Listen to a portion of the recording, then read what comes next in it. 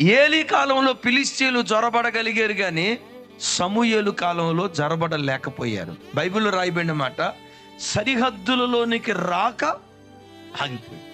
ఎందుకు రాలేకపోయారో తెలుసా? ఆ దినాలు ఎవరి దినాలట? సమూయేలు ఉండిన దినాలు. సమూయేలు ఎవరు? బలమైన ప్రార్థనాత్మ కలిగినటువంటి వాడు. చూడండి, ఒక్కడి ప్రార్థన దేశానికి కంచెగా మారిపోయింది. దేశానికి కంచెగా మారిపోయింది.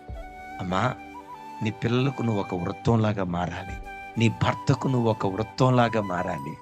నీ పిల్లలు అనాలి, మా అమ్మ బ్రతుకున్న దినాల్లో, మా నాన్న బ్రతుకున్న దినాల్లో దుష్టుడు మా ఇంటిలో అడుగు పెట్టలేకపోయాడు, వాడు మమ్మల్ని ముట్టలేకపోయాడు. ఎందుకయ్యా? మా అమ్మ ప్రార్థన మాకు కంచిగా ఉందయ్యా, మా నాన్న ప్రార్థన మాకు కంచిగా ఉందయ్యా.